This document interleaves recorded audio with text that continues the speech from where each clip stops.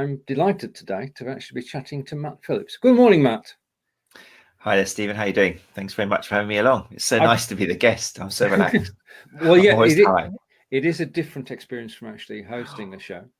Hmm. Now, Matt runs a sports injury clinic, is a well-known podcaster, and is organising the event in Brighton later this month. Now, we're going to come to that shortly. But first thing I want to congratulate you on, I don't know whether anybody ever has, is that the name of your podcast is Run Chat Live, which certainly does what it says on the tin. Can you tell us a little bit about how that came about? Well, if I'm going to tell the truth, it came from a colleague of mine who does Pod Chat Live. I'm sure he got it from somewhere else, but yeah, Ian Griffiths, who has been my go-to podiatrist, helping referring out patients, he started off before me Pod Chat Live, which is a podcast for podiatrists predominantly, but not only. So when I was thinking up names, then that was always at the back of my mind. Yeah. I needed a name which let people know that it was about running, that we were chatting, and that it went out live, because I like the live part of it. So it just kind of fits together. Right. Now, you've done 191 shows so far. Wow. Yeah, Gosh, I didn't even know that. Thanks for letting me know. I should probably keep a track of that. Okay. But you actually, what's the purpose of the show? Well, the kind of tagline is putting the evidence back into running injury and performance. So ever since I got into helping injured runners and helping runners perform better, I've been very aware that there's an awful lot of myth and misconception out there. Mm-hmm. And that includes all the courses in CPD, which is offered for therapists, a lot of the DVDs and kind of workshops made available out there on the wonderful internet for runners. Mm-hmm. And yeah, I just take it a little bit personally. I don't like people making money out of something which isn't very evidence-based. I can't help it. So yeah, I decided that especially when podcasts and Facebook Live was becoming popular, it was a great platform to try and continue my mission rather than trying to see one patient or 30 patients a week and telling them that. I thought, let's get it out there to a few thousand people with the help of some great esteemed colleagues that I've met along the way. And now, how do you actually connect with those people? I mean, you've got 10 of them actually coming to the conference in Brighton. How did you originally meet them? So I think probably back in probably 8-9 years ago, Twitter kind of boomed as far as healthcare provision and physiotherapists and sports therapists, and that there was quite a big boom about 6-7 years ago of using Twitter to debate or debate. Sometimes it wasn't quite debate, but to discuss things.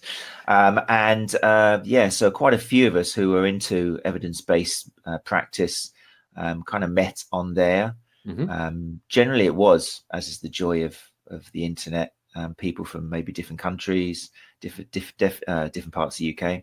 Yeah, it gave us a chance to get together and discuss and learn from each other and challenge biases and things like that. And then as we were so kind of prolific on Twitter, then often we start getting invited to the same conferences. Okay. So because, people were suddenly looking at social media more, so we would meet at Therapy Expo or something up in the north of England.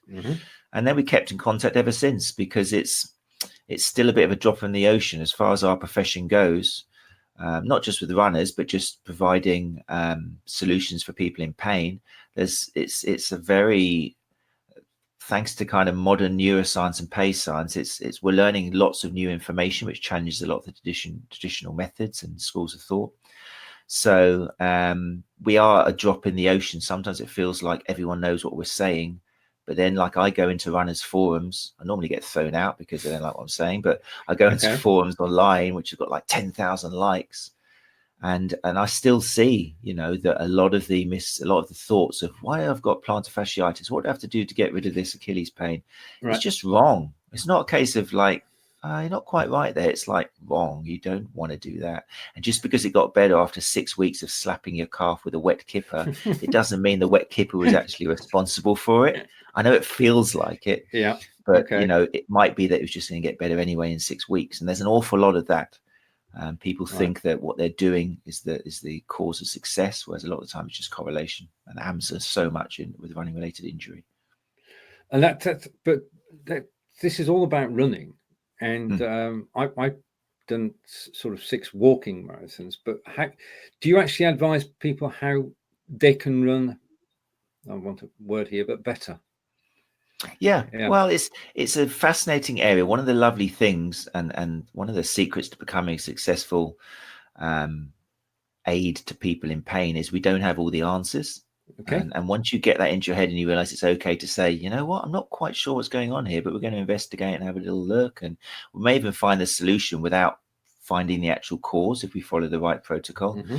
So yeah, definitely we whether someone's coming to us in pain or whether somebody just wants to run faster or get into running, there's certain evidence-based strategies we can check and put into place to help you on that journey. But a lot of what we do is actually, like I say, getting rid of misconceptions, looking at how is your sleeping patterns, for example, before how is the pair of shoes you're putting on your foot. Right. You can wear whatever shoes you like and get injured, especially if you're only sleeping 5 hours a night. The evidence shows if you're not sleeping enough, your rate of injury goes up.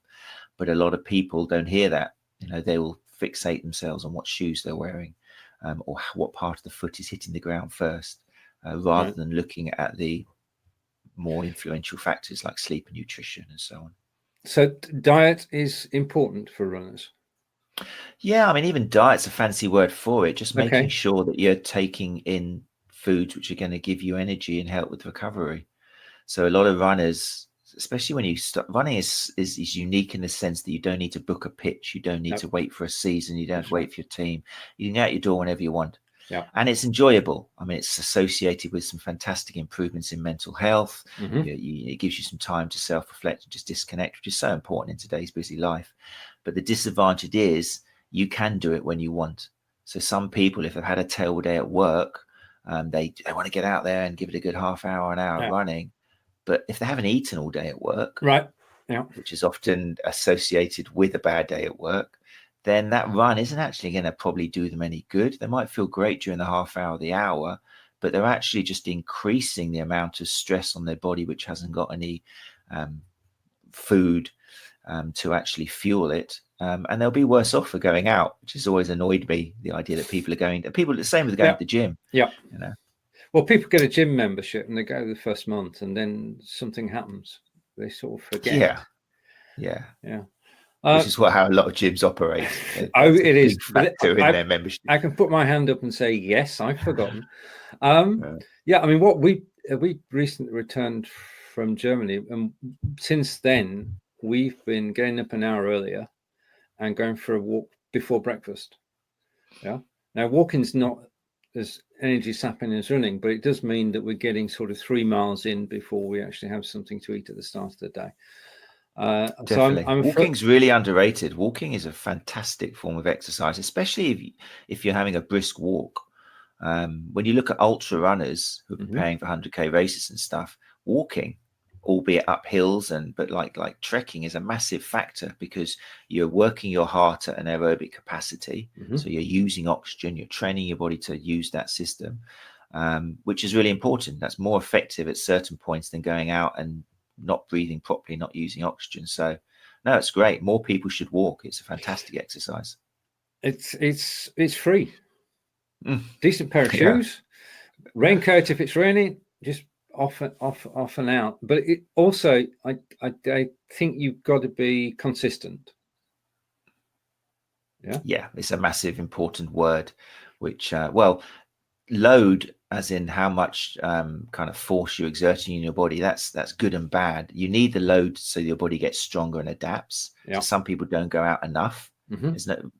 Often you need 2 times a week, for example. Sometimes if you do 1 time a week, you're challenging your body to get stronger, but then because you don't give it another stimulus, a reminder, then nothing happens. So you're just challenging and you don't get stronger, and that can lead to injury. It's interesting to note that people who run 1 time a week are as susceptible to injury as people who run 7 times a week because the body's not adapting, so not running enough can be an issue. And then obviously you got the other side where people are doing too much, so you can be too consistent. I mean, that's the cause of probably 70% or 80%, I think some studies show, of running related injuries because of inappropriate training, doing too much too soon, too fast.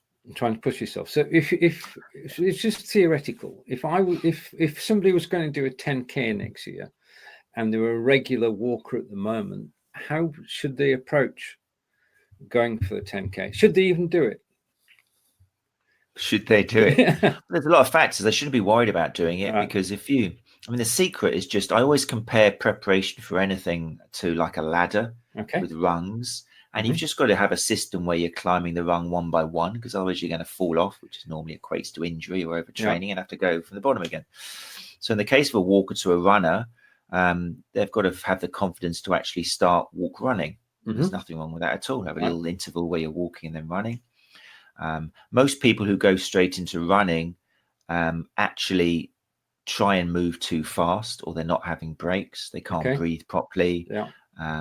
You've got to find the reason people don't breathe properly. Again, you read online in forums, oh, you're not breathing properly. Oh, you've probably got something wrong with your lungs. Go to the doctor. You've probably got asthma. Maybe you've got this. Try this food. Try drinking beetroot juice, whatever it is. The main reason is you're just trying to do too much. Okay, your body can only work at an intensity that it's capable of doing. Your brain will kick in and stop you if you try doing anything too hard. So slow it down, have a break, walk a bit. And you can actually start celebrating how amazing the body is at getting stronger, as long as you take it gradually. So take it gradually, walk, run. Okay, that's good. Right. Yeah. Now, you have, through the podcast, met people around the globe and through networking on Twitter as well. In fact, through networking, which I thoroughly believe in. And you're now organizing the RCL International Running Conference in Brighton. Could you tell us how it came about and what people can expect? Well, I'm very, very excited. It's a celebration of the success of the podcast, really, which is why I feel indebted to kind of software like BeLive, because it's thanks to the podcast and the way I've seen kind of 100 people watching me and going, wow, that's interesting. They want to hear what I say, to maybe 4,000 or 5,000 downloads an episode. That has given me the confidence to actually think, well, you know what, I love podcasting. I love the ability we've got to share information online. It's a fantastic medium for education as well. But I'm also a believer in not losing that face-to-face contact in real life. And I want, given the response of the fantastic speakers, and like every host, I'm created, and my success is down to the people I've managed to get onto the podcast. So they're the celebrities. Unfortunately, I've been able to get them together and put them under one roof. People from the USA, from Australia, from Canada, from Ireland, and getting them all together. Sometimes people who have known each other and talked since back in the day on Twitter, and they've never actually shook each other's hand, or actually looked each other in the eyes, and that is something that sends shivers down my spine. So there's that side of it for the conference. I'm really excited about having the speakers in one room, and then also just giving delegates who come along, therapists and runners and students, the chance to see these people live and benefit. I mean, what you're going to pick up over 2 days in terms of evidence-based practice for running injury and performance is, and it just sounds like I'm trying to sell it, but my excitement comes out of what I know is going to come out of these people's mouths. It's quality information, which I've spent 10 years trying to share. It's you can, we were chatting earlier, and you can actually read about things. Everything's on the internet, but to actually be able to sit there, listen to people who do it day in, day out, and to be able to ask them questions, because that's a special focus of the event, isn't it? You're going to have question and answer sessions. Yeah, I'm excited about that as well. We're going to do, as well as 10 or 5 presentations in each day from the speakers, we're going to have all 10 speakers on stage, kind of like a question time thing for 90 minutes each day, with some pre-asked questions from delegates sending in emails online. And also, I think it's important, I want to do some on-the-spot questions. So we're just going to, the speakers are all happy to do that because they're fantastically experienced. But yeah, just taking some hot questions from the crowd, just to see what the responses are. If there's any kind of debate on amongst the speakers online, that'd be interesting on stage. Yeah, that's going to be a great highlight of the conference, I think. And it's all going to be streamed as well now, which is great. Yep. Yeah. Yes. So just to recap slightly, it's the RCL International Running Conference, October, Wednesday and Thursday, 31st, 30th and 31st. Yeah, Halloween. Well, yes, that's going to be quite a day. Not only in Brighton. Okay, and it's 10 a.m. aspect. It's people you know. It's not people chosen at random. It's people that you got to know through your Twitter and podcast. They're people who I've literally lassoed and said, you've got to come. And I've used all the persuasive tactics I've got to try and get them over here. Yeah. Right. And they're coming from all corners of the globe: Australia, Canada, United States, and the UK. Now, the options people have are, as you mentioned earlier, you can attend in person. Oh, sorry. Now, this is live, so forgive me for a moment. It's okay. Okay. And what I'm going to do is that. Never there you go. See how easy that was? This is what I love for live.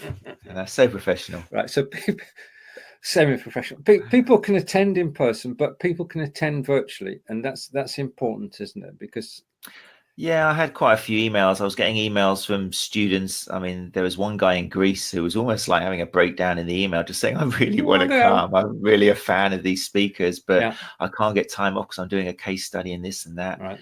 And at the time I was thinking,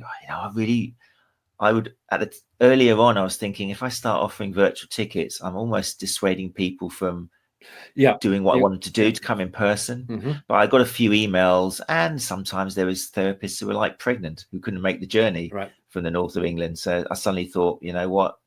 It makes sense. Let's put on a virtual version for it. And at the end of the day, I've got to remember I'm educating as well. So what people can learn from tuning in either live, so you can feel like you're there, or as a recording during 2 weeks after the conference will still be huge. And they're getting snapped up nicely as well. And it seems to be good feedback so far. Yeah. What range of topics will be covered over the 2 days?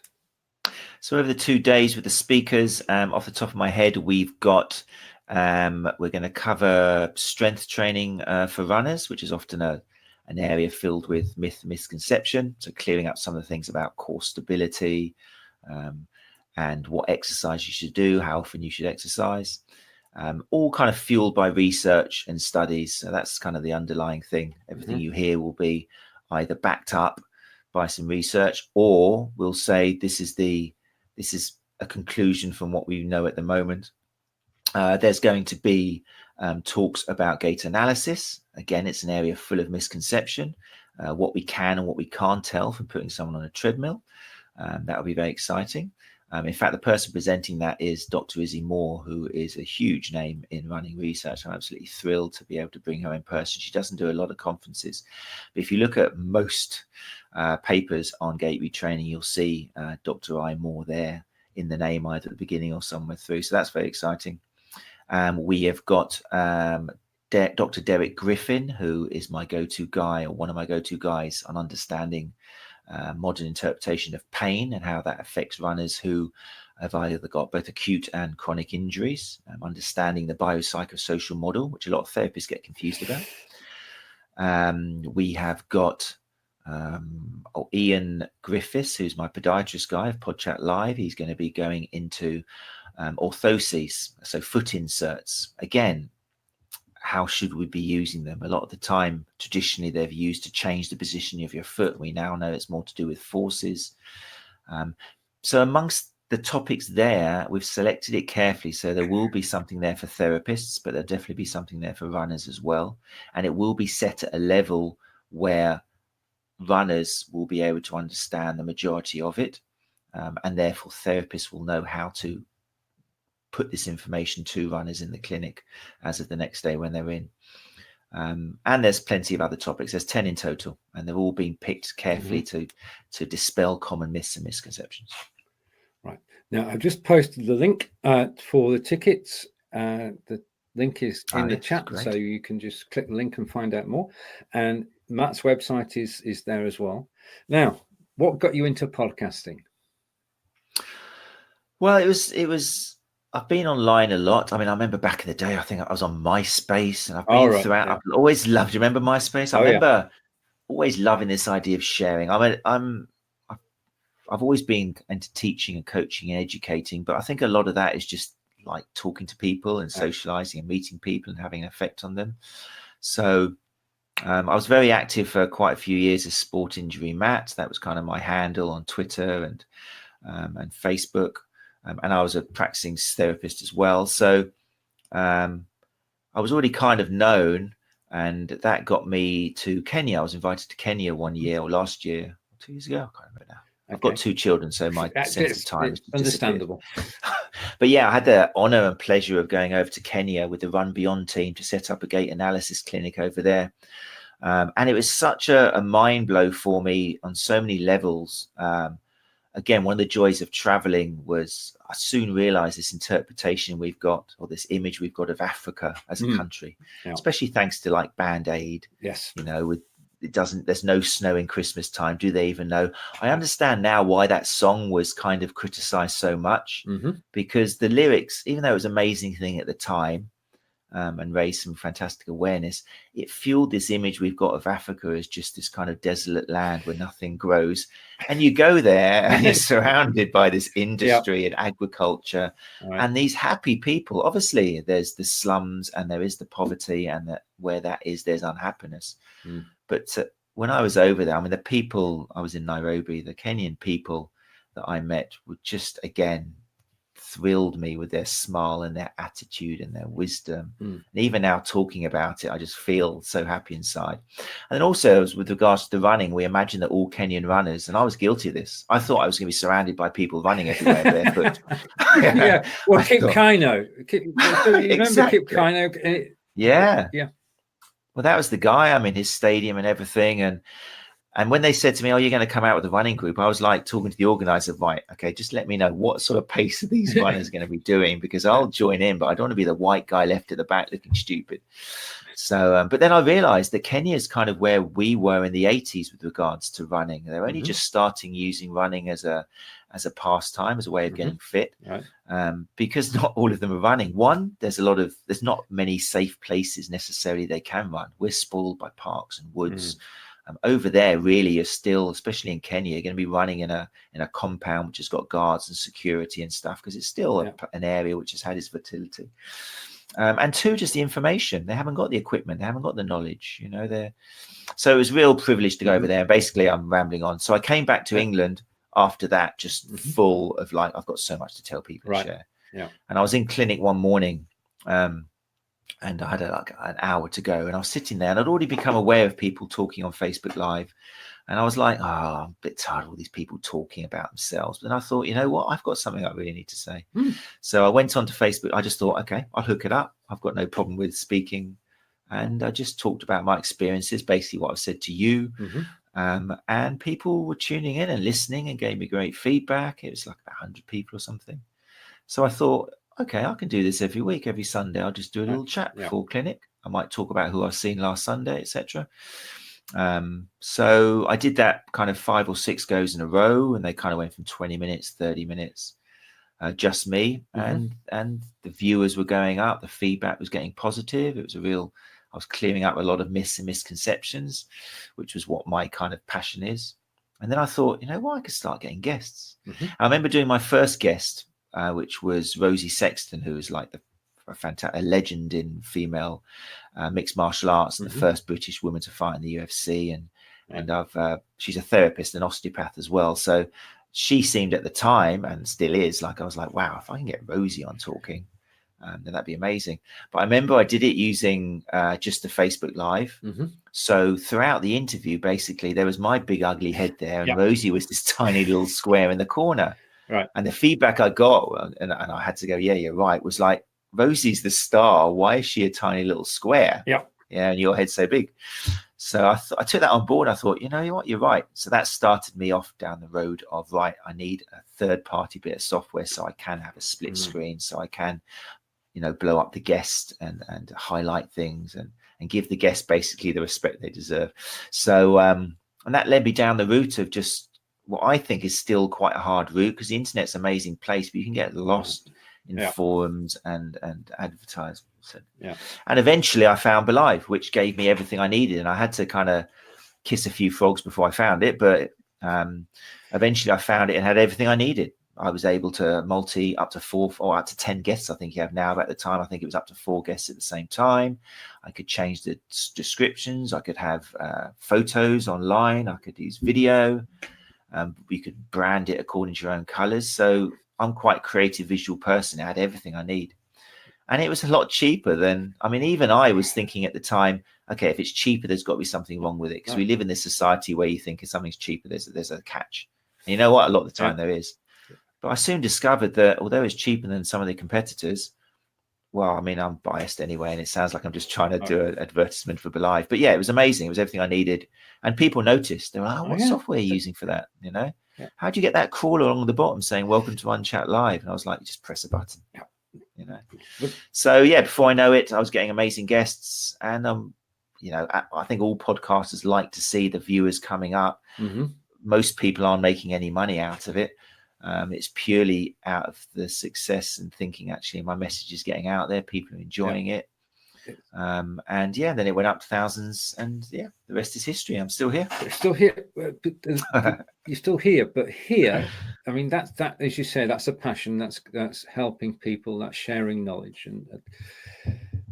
But you also run the Sports Injury Clinic in Brighton. Or is it in Brighton? I mean, this is one of the things there's Studio 57, there's Stride UK. I still work very much with Stride UK doing gait analysis. It's done more by basically, I like problem solving. So I like people coming to me who have seen a few other people and they haven't managed to get to the root of their knee pain or they're plateauing.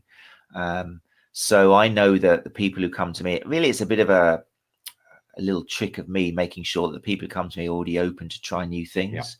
They come with a little bit of Bruce Lee would say, an empty glass instead of it's already full and brimming over. So that makes my life a lot easier and allows me to get my message across and help people more. So I do a lot of gait analysis. It's kind of 3 hour where people come to see me from UK or abroad, and we sort a lot of things out. A lot of it is consultation time and talking, looking at training plans, looking at nutrition, looking at recovery, and not just looking at the way they run. And yeah, that's really enjoyable. The actual therapy side of things I've put to one side because I teach more now. I lecture anatomy and physiology, and also time for the podcast. I don't make anything out of the podcast. I'm probably not going to make, I'm still hoping to break even for the conference.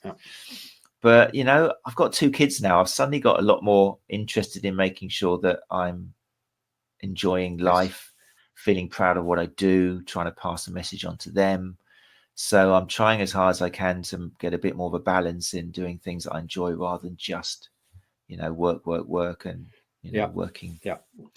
So yeah, but Stride UK is still very active, and Studio 57 in Brighton is still very much a leading clinic in Brighton, but it's so competitive as well out there. There's so many people doing it, same as podcasting. But out of all that, you put together the conference, and if you just like to, as we come towards the end of the show, talk just a run through of what's happening at the conference. And as I say, I've posted the links, but the floor is yours, Matt. Oh, thank you very much. Well, the tickets are still very much on sale. For runners, it's cheaper. Therapists, it's more expensive, but that's because therapists, you're going to make money out of this. You're going to pick things up and you're going to get your money back after a few extra clients and a few better results. Runners, it's considerably cheaper as it is for students, because I know you're not directly going to kind of get a return for the investment, although you will, believe me, runners, if you come along, because you're going to get some information that will save you a lot on expensive running shoes, on unnecessary physio trips, unnecessary hot potato from one therapist to another. So runners are going to save money as well. Students obviously come along because it's going to massively help your studies. And then there's the virtual ticket as well, where you can either watch live or you can watch the whole conference afterwards during the 2 weeks post-event in your own time. And essentially what we're looking at is, a Wednesday and Thursday with 10 speakers, 2 90-minute question times. There's also a social night for networking on the Wednesday, thanks to Las Iguanas. probably the best Mexican or food restaurant in Brighton. So we're doing a social there for networking and for meeting each other. That's going to be very exciting. All the speakers are going to be there. And I encourage you to try and come in person. There's still, I keep an eye on prices in Brighton, Travelodge and Premier, and there's still, you can get fairly cheap rooms to stay the night. But I've noticed, which is nice, a lot of people are coming down because they've got family or friends in Brighton and kind of combining it as a holiday, which makes me feel happy. I'm bringing families together as well, so that's great. So, but yeah, if you can't make it, then virtual ticket is the way forwards. Now, your expertise and your enthusiasm comes across, and I wish you every success with the conference. Thank you. But your enthusiasm for running is, well, legion, because you've just been at the 100K. Can you tell us a little bit about that? Yeah, the Ultra Mirage was like Kenya Part 2. Right. It was amazing. It was amazing. Fortunately, again, thanks to the podcast, I'd already talked to Elizabeth Barnes, who is like the most incredible female ultra runner out there and a wonderful person. She was the winner of the Ultra Mirage and also the Marathon des Sables, which is kind of quite famous as well. Yeah. So huge. I mean, I love bringing people. You think of the winner of the Marathon des Sables, female winner, and you think, well, they're untouchable. I'm never going to talk to them. Yeah. But then I put them on screen, and as well as being just a fantastic, lovely person, it just gave a chance for her. And I got some great feedback from that episode because people were just amazed. Wow, she's human. She's got the same. She's real. And the questions I was asking her, at the time, I was thinking, was that appropriate? But one of my questions for her was like, why are people watching Kim Kardashian on TV instead of you? Because that was one of the things we talked about, role models for female, for especially for young females. So yeah, thanks to that, I got through to Amir Ben Khan, who's the organizer and founder of the Ultra Mirage in Tunisia, and he said, yeah, come on over, brilliant. So I went on over and had the chance to talk to what turned out to be the winners of the 100K and a lot of the other runners. And again, twofold. My first of all, I got introduced to it was Tunisia, but North Africa, which I'd never been to before, which again was a total mind blow. I was expecting to see oppressed women walking everywhere, covered up and being stoned by men. And I say that to emphasize what a terrible impression the UK has of countries like in North Africa. We really do. The media is so guilty of creating fear and creating the mess we've got ourselves in, voting for certain people because we think that our world's going to be taken over by Muslim extremists. It's just horrendous because you go to these countries and there's people, the women there are running. You've got people celebrated as athletes. Sure, women may choose to wear certain religious clothing, but they're not forced to. And I felt stupid talking to like what turned out to be the winner of the race about saying, are there some traditional people who kind of criticize you and judge you for being a woman who's entering and running? And Shefia Hundi, she's a female football referee. Because I was thinking she was going to say, oh, yes, sometimes it's difficult because the elders and the men do frown. No, rubbish. No. Women have been voting for 40 years in Tunisia. Right. I couldn't even believe that. Yeah. So that was just, again, I understand why this country's got itself in the state it is, because people who maybe haven't traveled just read the papers and you get scared of other countries. But yeah, so it was an amazing opportunity to see the beautiful Tunisian people and see a 100K ultra in 41 degrees in the middle of the Sahara Desert, which was, I remember after stage 1 where they were coming in after 19K, I've only felt this sensation once before. If you've ever been to a comedy show, after about half an hour, your cheeks are just hurting because you've been smiling so much and you feel all the muscles in your face. I realized that after half an hour of looking at these people coming in after 19K in the desert, my cheeks have got the same thing because I've just been standing there smiling and taking in the looks on their faces and recognizing these people I talked to in the hotels. And it was an amazing experience. I managed to interview people and hopefully, again, the feedback I've got, there was one lady there, Pam Philpott, 59 years old. If you haven't seen it, you have to watch the interview I do with her because she's like, hi, I'm Pam, how are you? And I'm putting that voice on because this is a woman who you look at and then out of her mouth you hear her saying, oh yeah, I ran 52 marathons in 52 weeks. And you're like, whoa, hold on, wait a minute. stop, rewind.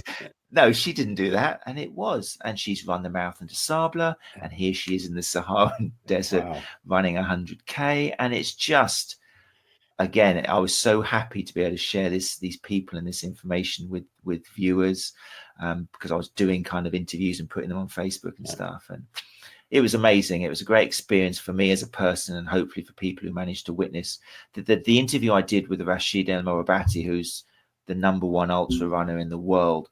Is just like such a calm, wise, fantastic human being who then goes and runs 100K in 8.5 hours in 40 degrees. There's something about ultra runners which we can all learn from. I don't know, they've got some kind of connection with nature and just values in life, which even talking now gives me shivers. It's amazing. And hopefully I'll be able to bring us both back. Matt, would you like to close the show? Me close the show? Yeah. Okay. Well, thank you very much for joining. Stephen, I just want to say thank you to you for having me on. I'm a big fan of yours. As kind of, I did your course on using the new BeLive Studio 2, which I found really, really good.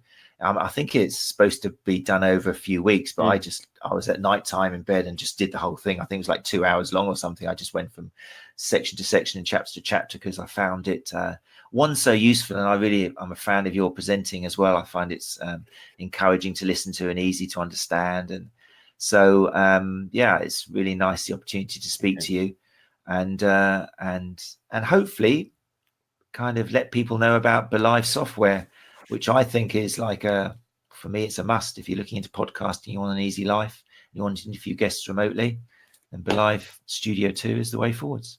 Wonderful. Thank you for that. Much appreciated. And I'm blushing if you could but see me. That's what right. Okay. To everybody who's watched today, thank you very much. If you need more information, want more information, you want to go to the conference in Brighton, you want to attend virtually, the links are in the comments. Matt, thank you. Thank you. And I hope to see some of you in Brighton on the 30th and 31st of October.